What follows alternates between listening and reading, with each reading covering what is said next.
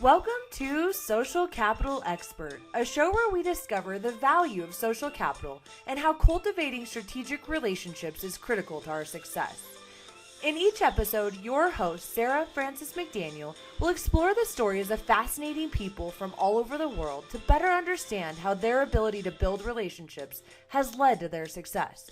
We will uncover tips, tricks, and practical ways that you too can become a social capital expert. Hi, and welcome to the show. I'm so excited to have our special guest, RACHELLE FOLSOM. RACHELLE, thank you so much for being here today. Welcome. I'm so thrilled to be here. Awesome. Well, she's got a lot going on today, but before we get to that, can you give us just a little bit of background, maybe where you're from and sort of where you started? Absolutely. I was born and raised in Texas, so I actually was fortunate enough to start my college career, if you will, in architecture for 2.5 years, and then wound up with a marketing degree. So the split between those has created a career that I never expected, but love. And then the love for architecture and design, I'm going to give my parents credit for that. They started building a custom home when I was little, and they were so engrossed with the architect. I mean, it was like nightly meetings all the time, and I would get bored. I'm an only child. I wanted to be social. I wanted to know why we couldn't play, why we couldn't talk, and they finally just started handing me T-squares and templates and blueprints. The architect would bring old blueprints, and I would just sit and color on them and do furniture layouts, and then I just kept doing it, like even after the architect left. And so that was where the passion came from. Oh my gosh, awesome. Which is fun. And I think that if a passion like that starts that young, and then you can find it again later in life, it's always going to feel authentic. Absolutely. Which is really great.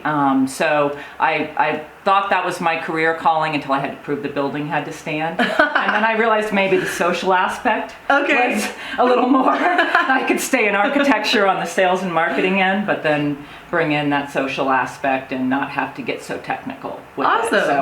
So your degree was in architecture, and then you had a degree in marketing as well? I switched halfway through. So that, and I have, as you know, that's been kind of how my career's gone. Like when something's not working, jump to the next thing. So 2.5 years into college, I was like, this architecture thing doesn't feel like it's working. How about I jump over to the business school? Awesome. And got out of there in 5 years, even though 2 years worth of architecture credits did not apply to the business school, but they did apply to my life. So I think that's another point where you look back and you go, okay, that felt like a fail at that moment, and yet it's turned into a win all the way around. So, absolutely. So out of college, where did you find yourself? Oh goodness. So my first job was as a copywriter, because I was going that marketing route. Copywriter, department store chain, in-house ad agency kind of thing.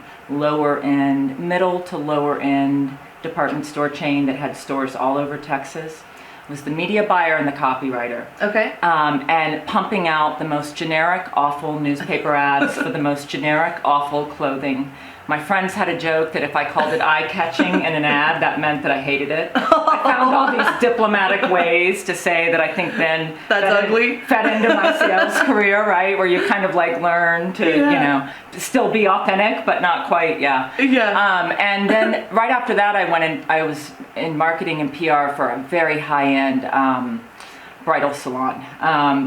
It was the first one to have Vera Wang and some of those big names, like even the Ann Schutz girls from Colorado would fly down. And the big, you know, princess type brides from Mexico City would come in. And those two jobs back to back, and this was part of when you and I were talking, I'd never thought about it. But those two jobs back to back really showed me that while I might not live this really affluent life, I prefer marketing and sales kind of in that world where it's a more boutique, crafted, high-end type product that you're just narrowing down to a small market that you want to talk to. That broad appeal, mass appeal thing doesn't work for me. And anytime somebody tries to pull me over to that, I'm like, no, I don't know how to, I live that world, but I can't talk that world.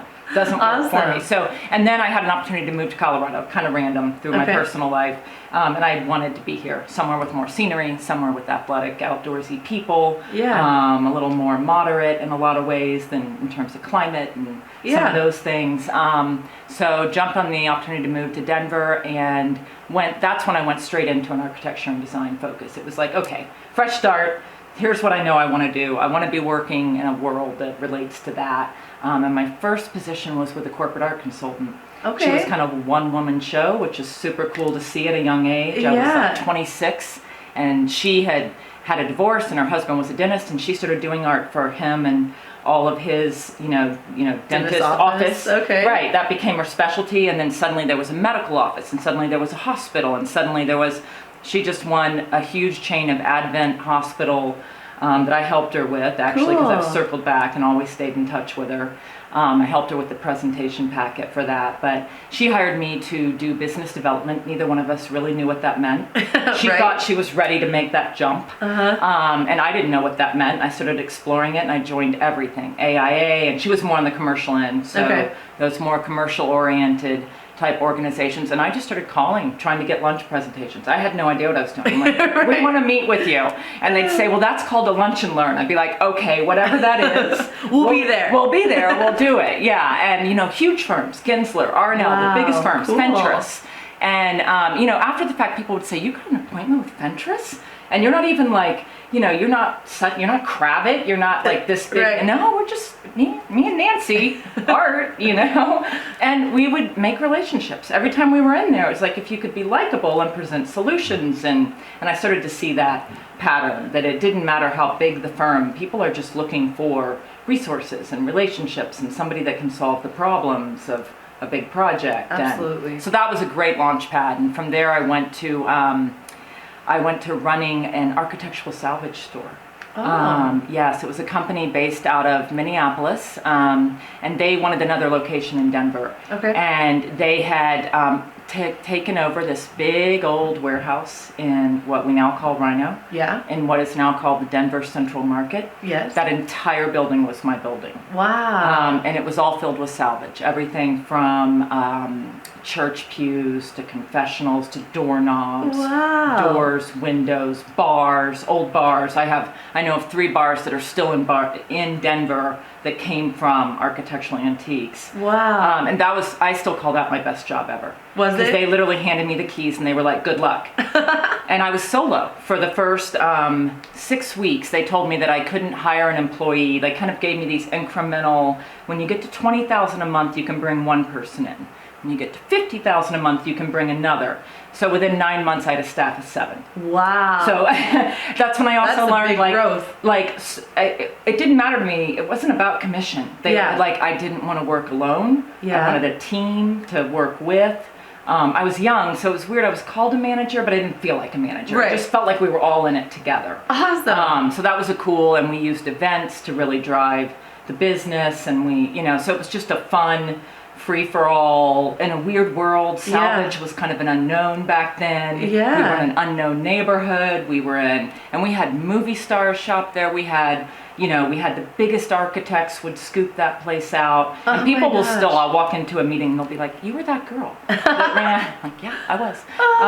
So that was, and then I went from there to going to the trade, to working more. I got kind of tired of that retail thing and jumped over to the design district and working for different showrooms there. So there you go. That's the launch to somehow then becoming publisher of Lux magazine. Yeah, that's what I was going to say. So keep going. So you somehow went from this salvage antique place that you kind of built up on your own and then transferred into the trade. Within that position, I was given an ad budget and a marketing budget, and I had to work with it. And it was tiny. And it was like, here you go, Rochelle. How are you going to make your name known in Denver? Yeah. And the store in Minneapolis had a 20-year history. Everyone who were there. People flew from all over the world to go to that store. Really? And they kind of had the same expectations, like, get Denver up and running, and everyone needs to know where this is. Yeah. And so it was tricky to kind of put that word out there, and I remember in 5280 magazine, page 7, half-page ad for $750 for life. Wow. And that was like, the magazine was brand new. Yeah. And I saw that if you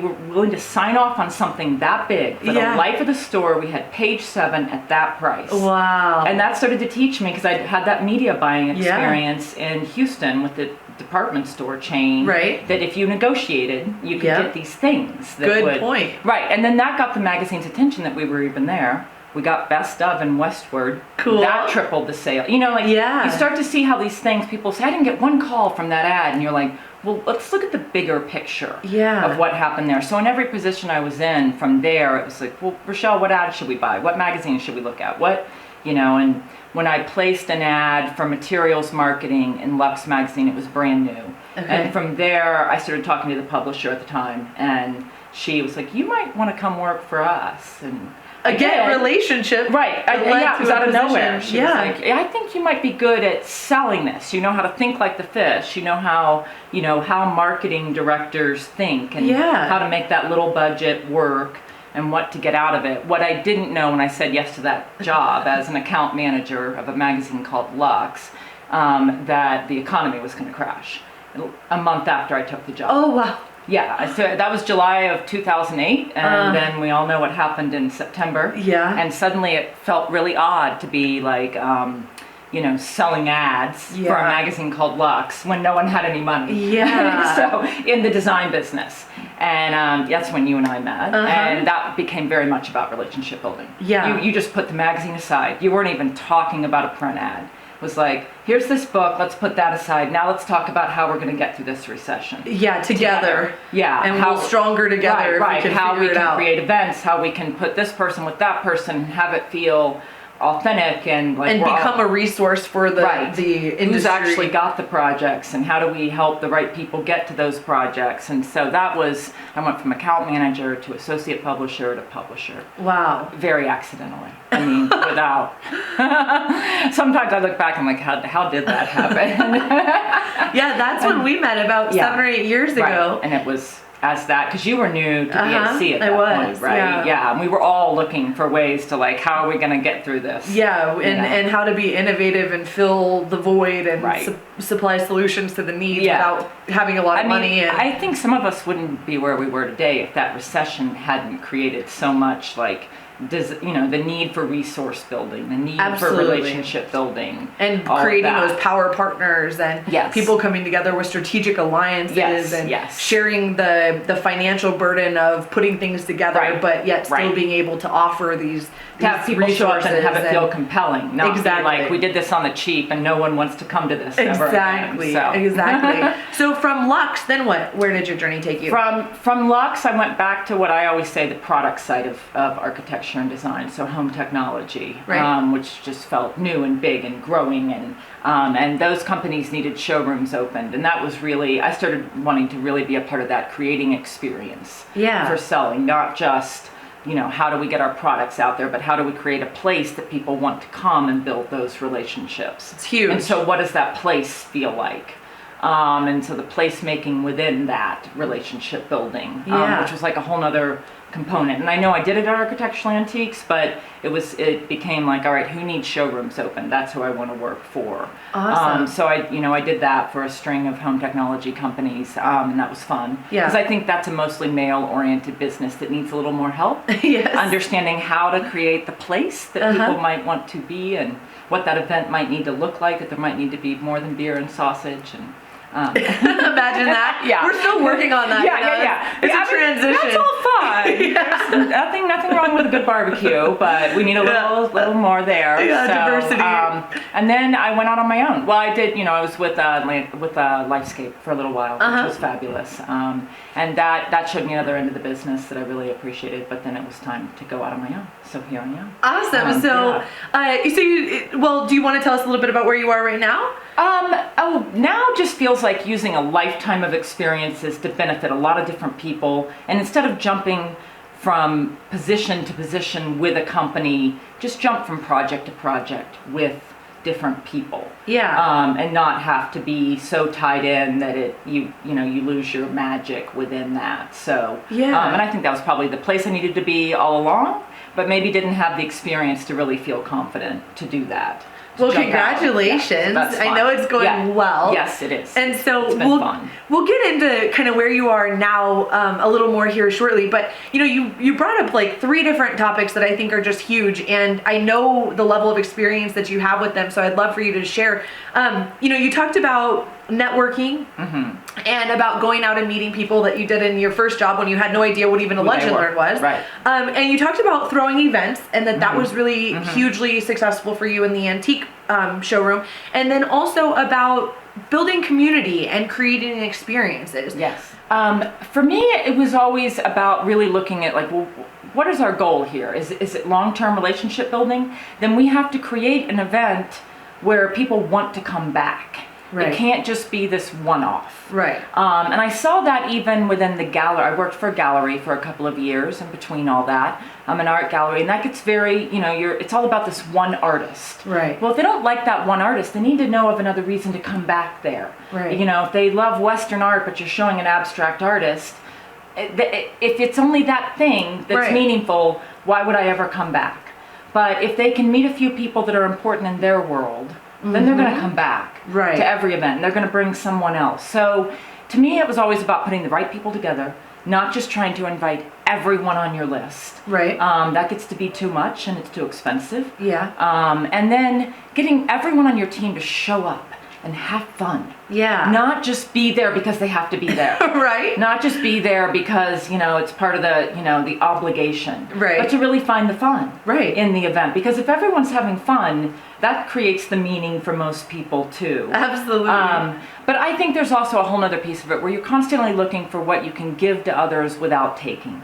And that sounds really, really kind of touchy-feely, but I think it's huge. It's huge. Like if you're always thinking about like, well, I want to talk to him because he'll get me that, you don't. But if you can leave an event and say, I helped 3 people know of a metal guy that they never would have known of that I just happened to work with last month, they'll remember you more when they need something than if you just were trying to get on their next project. That's huge, and that's great advice. Yeah, so sorry, I should look up. Yeah, no, it's true, it's huge. I mean, I laugh when I throw events too, because it's like my goal is to figure out how can I add to their bottom line? Like how can I introduce them to someone that will do something or create some opportunity to add to their bottom line. They need to know. And then it's fun. That's the part too. Like the fun doesn't just come from how much alcohol or how much, if the cocktails were good or if the food was good. The fun comes from like seeing 2 people go, oh, I've been waiting to meet you. Totally. And then you're like, oh, yes, I've, that kind of, you see that and you walk away and you're like, my job here is done. Exactly. And then you put 2 more people together and it's kind of this matchmaking thing that gets to be really, really cool. And so ultimately, they all come back to you on some level. Right, they start looking to you as the glue. Yes, and exactly. like, oh, okay. They're like, I can't miss her event because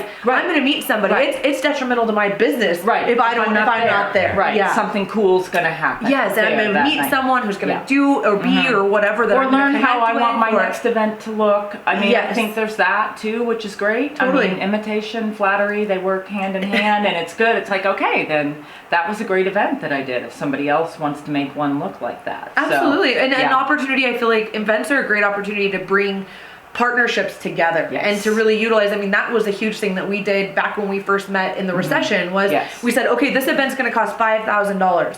Who are the 5 partners that we can pull in, and each of us pull $1,000, bring our database. And we may all come from different worlds. Exactly. I mean, that's the funny thing. Like some might be more commercial, some might be more residential, but it can all play together. Exactly. Ultimately. That's been the fun part for me, is to just watch it happen kind of organically. If you get everything else lined up, it will happen. Yeah, it's the idea that if you build it, they will come, they will right? Come. Yes, exactly. So I've had fun with that in my career, and then just being able to know, when it doesn't work, really pick apart why it didn't. Yeah. And then stay away from that. Be willing to admit that thing didn't work. Right. That people weren't comfortable in that setting. It didn't bring out the best in them. And you kind of see people when they're like crawling inside versus, coming real alive lit up with that. So I've had a couple of those, not many, luckily, but you learn as much from those as anything else. Like, why did we not get the invite right? Did we not get the date right? Did we not get the mix of people right? What was it? And go from there. So absolutely. And that's huge, just to be able to reevaluate. Yes. And not everything is a huge success. Most of them are. Right. But when you have those, it often teaches us a lot, like you said. Yeah. Now, I know your experience is really vast when it comes to marketing and just being involved in so many different aspects of the business. Can you tell us just sort of your thoughts about experiences? I feel like, you mentioned Rhino and you mentioned some of this stuff, and it's like that whole area and that whole place has completely changed over the last decade. Yes. and is continuing to grow and transform. But when it comes to, sort of that experience centers or showrooms that you've created, can you talk to us a little bit about where you see experience going and how it's relevant in the buying process? Well, I think first of all, the experience is about somebody connecting with everything emotionally. You've worked yourself into their psyche in a really good way, not in a spooky, creepy way. Right. Not in a way that Facebook ad that, just about the handbag you were thinking about. Yeah, like how did it get there? Yeah. Wait a minute, So it's trying to find some magic in a place. Create some magic, be different, be memorable. Yeah. I think that's huge. I think people forget to be memorable. Right. And memorable doesn't mean you were the most stunning person that walked into the room. It doesn't mean you served the fanciest food, but just do something that feels different. Yeah. And be willing to take that leap.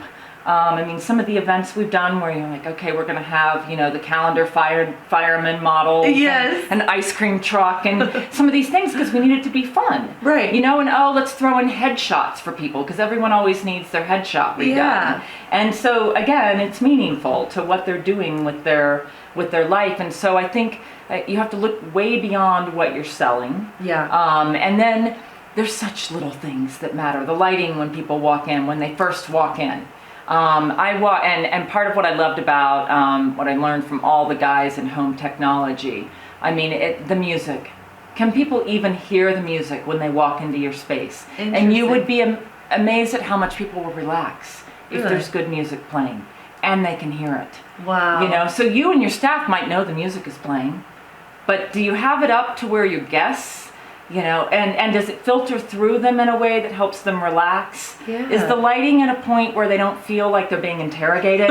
Right. Because there's so many people, we all have our kind of reclusive, introvert moments. The biggest extroverts of us have that. Absolutely. We have our shy moments, we have our events where we're not comfortable, all of that. But if there can be maybe another focus that takes it off of, hi, my name is, and all of that. I think, I'm going to say too, as simple as it might be, I think name tags. Name tags. Always have name tags. No one wants to have to remember anyone's name. And when you're put on the spot, it really is hard. It is hard. And just as corny as they might seem, it helps. It helps reduce some anxiety for people that are stressed out about that. Yes. And they think they've failed. Like the minute they don't remember one name, like I failed, I need to get out of here, I don't know what I'm doing. So little things like that. Yeah. And then for your team, I think on the other side of it, for yourself personally, if you're about to launch into that type of career or in that type of career already, little things like, presentation. How do you feel? Do you feel good about yourself? And again, that varies from person. It's not about being glamorous, not about but what are the things that help you feel really good about yourself? Make sure you do them before a big event. Make sure you make a big power pose. Yes, power pose. Yes. Go get your hair done. Go get your nails done. Go for the run that morning. If you know you have a big event that night, go for the run. Yeah. I used to leave the showroom and be like, I'm going home. I'll be back in 2 hours. And I would go for a run and I would get myself collected and I'd be back. Yeah. And I would have bosses that were like, that was a long break. And I'm like, you're going to be happy that I took that break. Right. When I work this party till 10 p.m. Absolutely. And I'm not trying to look for a way out of here at 8. Right. So I think little things like that help you put your heart in it. Yeah. And it has to be authentic. And that's different for everyone. Hopefully it's not something toxic. Hopefully you don't need to go, have 5 cocktails to rev up for that. Yeah. Right. Something healthy for you. So I'm not saying do whatever you need to do to be the life of the party, but there's little personal things for people that I do think help. And I think it would be good for managers and people in the positions making this stuff happen to realize that giving their people a little breather before the event will create a better experience for the relationship building. So I might have gone off too much. No, that's perfect. Experience, but I think the relationships are easier to build when people are at ease. Absolutely. And you made a huge point. Taking some self-care time, you know, Yes. a lot of times in building social capital, it is so much about the other person, and it's really about, you know, creating value, like you said, and sort of being willing to be the giver. But Right. when you're always giving Right. in that position, You it's need to take a very step back. important Yes, to have and- those times of saying, yes. hey, I'm about to go give everything I have to Right. offer for the next Exactly. 5 hours. Yes. So I just need to take an hour or 2 hours Right. to really like Right. refill myself. Right. Otherwise, I feel like there's just such opportunity to burn out. There because is. It's just And in my younger years, give. like I wouldn't eat all day, and I would have been at the showroom until midnight the night Right. before, and we all have those crunch times. But I've learned that actually just backfires on you. Absolutely. Because you're exhausted and you don't really want to talk to anyone, and you stop being authentic and trying to solve problems. You're just like, have Getting you seen through this it. chair? Yes. I need to buy this chair. Are you going to buy 10 of these chairs? Because that's my quota for tonight. Yes, And you exactly. stop like, so you need Yeah. chairs for your dining room. What kind of chairs? It's a very, you Yeah. know, two different kind of conversations that I think can happen when you're relaxed versus intense. in It's that way. huge. So, yeah. And the um, authenticity is another thing that just keeps coming as you talk. It's really Yeah. just so much about being ourselves and being comfortable Yes. in our space. Right. And it's amazing to me how, you know, it's like how the more authentic we are, the more authenticity we get back. That's huge. It is. It's that what you give, you're going to get. I mean, it just, and you, for some of the people that really have a reputation for not being authentic, I'm amazed at when I would just break down the barrier and like open up about something that was troubling me or something that was you know, Yeah. real. That, oh wow, look, now your real is coming out, and it makes for a better relationship It down the does. road, I think. It's too. huge. So, I yeah. we were talking just before, you know, you have things going on in your family and we have things going on in our family, and it's like just being able to share and say, hey man, life is interesting. Yeah. And this is one of those seasons where this Here's the wild ride. yeah, like I'm on this is crazy. This month. Yeah. But just to even be able to have that kind of bond and Yes. trust to be able Yeah. to share those things and know that we're not being judged in Right. any way. We don't that's- have to be perfect. Yeah, all like the we can time. just be right there and 'Cause I connect do on think that level. there were generations before us where that was the whole mantra. Show up, Absolutely. be perfect, be. And I believe in manners and I believe in presentation, but I think it can be centered around kindness. It Absolutely. doesn't have to be centered around perfection. That's huge. Which is different, I think. So, Absolutely. yeah. Yeah, you, Rochelle, your reputation precedes you. I mean, you are very, Thank you. very well known and well connected in this industry. Are there things that you would say are sort of the key ingredients to building a long-term reputation or a quality kind of social capital that goes on? I think there's an awareness that you have to have of what other people need and why, you know, what's driving them. So being constantly aware, not Yeah. getting too sucked into your bubble. And then that comes back to the word we've talked about a lot too, authenticity. I mean, it's just, that one is just the biggest secret ingredient, I Yeah. think. And it doesn't mean you have to be showing all your scars all the time, but Right. that. And then something else that I've said quite a few times, have fun with it. If you can't have fun with it, you're probably not going to. And that's half of what I feel like I'm doing with a lot of my clients right now. It's like, loosen up, have fun.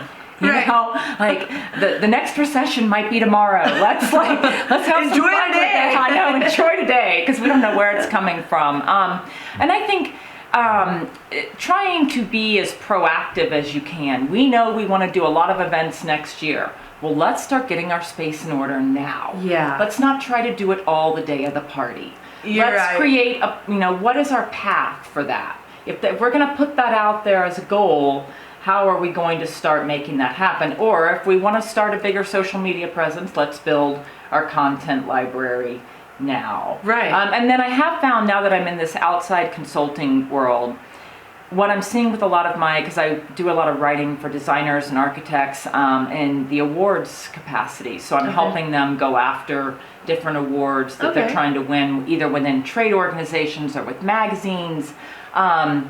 And so they'll give me everything on a project, and they'll tell me what they think is the best thing about that project. And I'll come back to them with my award submittal and be like, "What? I never thought about that. I didn't even know that project had that." Yeah. So I also think it's good, whether it's a confidant or whether it's someone you hire, be willing to pull someone in from the outside. That's great because you advice. don't know what you're missing from your work. And you may not even know that about yourself as a person. I mean, you also are a power relationship builder in our industry and do a lot of things beautifully in terms of how you put people together and all that. And, you know, there's things you probably see in people that they do not see in themselves. Right. As their greatest asset that they brought to that situation. Totally. And so I think it can be really smart to bring someone in from the outside. And again, I'm not talking about hiring a full-time consultant or something like that, but just someone that can be really honest with you. Can you give us an example of when maybe an architect didn't understand the magic of his own project? Oh, I had an amazing architect out of Boulder. He had done this project for a father-daughter, and he had talked about the project on his website, and he had pitched it a few times, and he talked about this father-daughter, and you looked at the whole house and the details in it, and the details in her room, and the details in her bathroom. It's like, I need to know more than she's a daughter. Yeah. Is she a teenager or is she a toddler? Because you either nailed it in that bathroom or you really messed up. Right. And I don't know that. You haven't told me about the daughter. Yeah. But if you tell me about the daughter, I'm going to understand why that made sense. Right. And so there's these little things, you know, to him it was just father-daughter. I'm like, well, is it a 90-year-old father and a 30-year-old daughter? You know, he couldn't see through that. And so once I pulled that out, and that it was a teenage daughter, and he had done these retreat spaces for her to be able to have her own space in the house, like nooks and things like that wouldn't have felt safe for a toddler, but made sense for a teenage girl, right? You know? So just little things like that, and he thought he was pitching it perfectly over and over again, and I'm like, well, you're not spelling out what the real story is here. So it's been fun to help them, you know, see, well, what you did here that was really great. Yeah. And people get so immersed in their own work, they forget to see that too. Absolutely. We get so down in the deep of it all that we really sometimes... What am I doing here that was right? Absolutely. You know? And I found that too, when people call or email you and thank you for an event that was great, to just ask them, what'd you love about it? Yeah. What did you love about it? And be willing to, because then you're also changing that thank you into a new relationship. Right. Oh, well, I loved the food.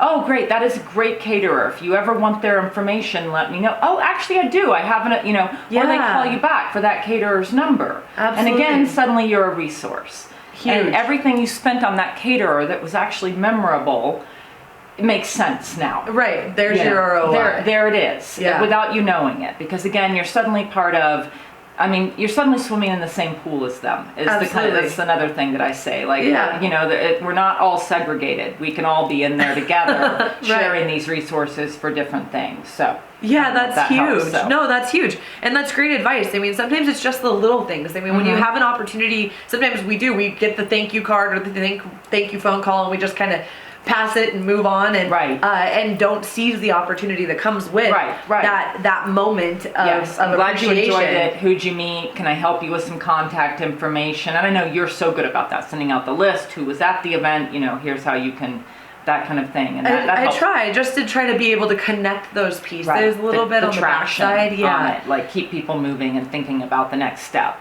Exactly. Yeah. You know, you're just so good at bringing people together and making connections for people that are beneficial to them. You know, do you have any advice, like maybe either for your younger self or for people who are kind of like maybe just really on this journey of trying to figure out how to become an influencer?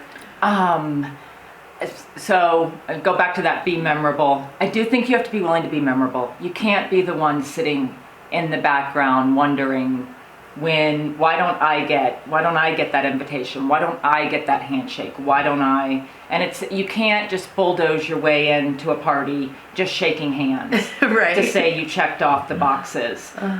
So be willing to be memorable. You know, do you have any advice face paint for that? And that kind of thing, little right? Face paint, you're like the queen of like really, you know, having fun with that idea. It is, yeah. And you know, someone actually told me on the face painting thing, I do face, body, full body paint, whatever it takes to be memorable, literally. Yes. And someone told me once, they said, Sarah, what are you? I said, well, I'm not quite sure, because sometimes I don't know what it is. It's something creative and memorable. And they said, well, you're definitely a memorable specific.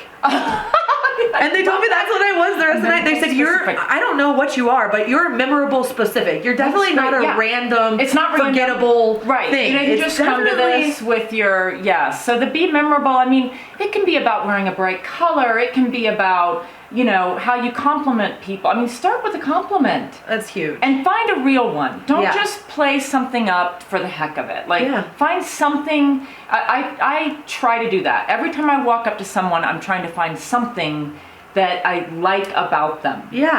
So whether it's their handbag, whether it's their eyes, whether it's their, you know, I'm suddenly fascinated with green eyes, actually. So I'm sitting here looking at yours. But I find myself complimenting people's green eyes a lot. Like, I love your green eyes. They're awesome. Thank you. And it's a simple thing. I mean, you didn't make your green eyes, but it kind of puts the conversation at ease. So be real, be memorable. You know, be kind, be ready to help, be ready to, all of that. I mean, it's just that simple, which is kind of the fun of it. Right. That's kind of the overarching kind of point of this whole show, is really just to show people that social capital is a big deal. I mean, everyone that we have on here, they really see relationships as being critical to their success, whatever that success looks like, whatever industry they're in. But that what we find as we continue to interview guests is that it's all pretty simple stuff. It is. It's not overly complicated to do this. No, not and if you can surgery. Build consistency in your kindness and in your desire to add value, the influence and the social capital piece kind of follows. Right. And always be trying to piece together. I mean, I do think if you're in a sales role, you kind of have to be looking everywhere. You know, is the person you bumped into at the veterinary clinic someone that might wind up being, you know, did they say they're in marketing for the biggest distillery in town? Because you might be able to call them and ask for, you know, the alcohol to be donated to the next event. Exactly. And that's not like trying to use, but it's just kind of like collaboration. You have to be keeping these mental notes because when you're going to build your world that way, you have to be willing to pull some things in different ways too. So that's been fun for me too. That's probably the obsessive part of it for me. I agree. I met that person last month, and she might. Yes. And if I ask nicely. And it's really fun. I mean, I agree. Yeah. It's fun to see how you can bring new groups of people together, and how something really successful and impactful can come from those. From those introductions and those collaborations. Do you, can you tell us a little bit more about what you have going on right now? Is there any great adventure or any nonprofit or anything? The thing that I am really, at this moment, feels huge in terms of you step into something that's called a nonprofit that you don't quite know where it's going or what it might lead into, and then all of a sudden you're a part of something huge. That you didn't, and that's where I do think you have to be willing to take that leap. And even if everyone behind you is saying, "Where's the ROI on that? What does that group do for you?" But you believe in it. It can take you somewhere. And for me, that's been Design Council with the Denver Art Museum, which is actually just getting renamed and rebranded because the Denver Art Museum's doing a lot within their organizations like that. But, you know, I went to my first Design After Dark, 10 years ago. And I was like, what is this group? I want to be a part of it. This isn't, just a mix of people. It's felt huge. So different and so magical. It wasn't all one profession or one trade or one, and it wasn't this really salesy kind of chit chat. It was getting to know each other and finding new people and looking at art, and I kind of jumped on board with that. I was able to in a good way because I was with Lux Magazine, and I was able to, we became the media sponsor for the event, so I was able to become a partner quickly. But I think I brought a lot to the table there that a lot of magazines don't do when they're media sponsors, and you and I both know that because we are in nonprofits and have media sponsors that do nothing more than give you show a page up the night of the event. Nothing else. And you're like, what, do you have any other resources? And in the height of the recession, it became like, okay, Design Council is a good networking group. And I'm in this magazine world where it's pretty hard to sell ads right now because nobody has a marketing budget. But if I can bring together the people and I can give pages in the magazine to the restaurants and to the, the alcohol vendors, then those resources come to the party, and then everybody's happy, and everybody wants to buy an ad in the magazine. And this is awesome, and that's kind of what happened with Design Council. I had to have an organization though to bring the other people. So the organization partnership can become a huge thing to leverage. And so any partnership that you're in, whether you're buying ads, whether you're, whatever it is, whether you've joined a trade organization, how can that entity bring new people to your world? Absolutely. Because the minute you're paying a membership fee or you're paying a fee to be a part of their world, there should probably be some social capital to get out of it, right? That you can something else in return. And so for me, I kind of tiptoed in with Design Council. That became a big part of my life. And then I was invited to be on the board, so that was wonderful. And I, continued with it. But still, Design Council of the Denver Art Museum benefits the architecture and design department of the Denver Art Museum, which up until 2 years ago didn't even have really exhibit space in the museum. Okay. So we were just like we were kind of, there's some chairs in storage and we bring them out occasionally because there's no room in the museum for our stuff, but we love to get together and talk about architecture and design. Yeah. And that shows how compelling the events were. Yeah. That we were able to create all these events and all this programming around something that didn't even have a space in the museum. Yeah. So here we are, 10 years later. The museum has a massive expansion going on. And there was a place that had a 2-story ceiling that now has been turned into 2 floors. Okay. And the architecture and design department is about to get its own floor. Awesome. That will be opening in 2020. Cool. When the museum reopens. Fabulous. And, I mean, I almost feel like I could go hang my name tag on the wall and be like, I helped build this. I didn't mean to. I never actually gave a dime. Yeah. But I brought the people together, and everyone in the design community that's ever attended Luncheon by Design or Design After Dark or any of those events can feel like we helped build this. That's awesome. Which is, I think, a wonderful thing because it does show how projects get built too, within the architecture and design world. So now we actually have a space to launch from. And we're being rebranded as Friends of Architecture and Design. Cool. So I'm not sure what that means. Yeah. But I like that architecture and design and friends. Those those are all good words. Those are good words, right? So that's the big one that I still love being a part of and continues to just fuel. I mean, my last 3 clients have come from events related to Design Council. Wow. So as a consultant, it works. It works. Yes, to show up, talk to who you're sitting next to. And be involved in something that you're passionate about. Right. Because when you have the passion, you're going to grow within that organization in a way that you get to be memorable with, and different, you get to be in control too, which can be nice and help guide the events and what they look like and that kind of thing. So that's huge. That's super exciting. Yeah, so 2020, Denver Art Museum, Architecture and Design Department. Awesome. Be wonderful. So, relaunch, rebranding. Rebrand, everything. Yeah, cool. Super fun. So, yes. So we will have all of the contact information and how to reach Rochelle and how to get involved with the Art Council or the Design Council, I apologize, in the show notes. And so we'll be sure to get you all connected there. Before we wrap up, do you have any final thoughts you'd like to share? Ooh, final thoughts.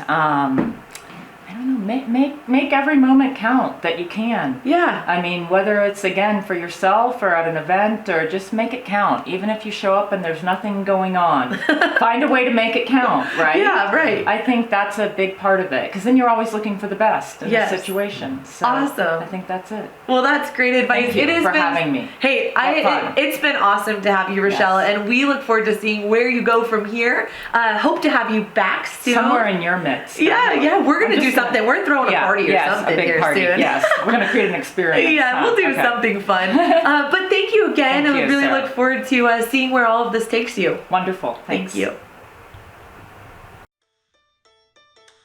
That's all for this episode of Social Capital Expert. Please visit socialcapitalexpert.com for show notes, additional episodes, and to see who will be visiting us next on the show. Also, be sure to check out our upcoming Social Capital Mixers. These are events where we can connect in person to build social capital. Thanks for listening, and we look forward to having you join us for the next episode.